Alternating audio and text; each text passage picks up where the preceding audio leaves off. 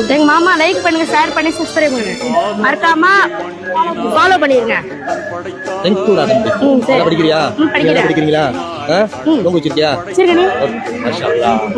நல்லா இருக்குங்க. ஹவ்வாவை படைத்தாய்,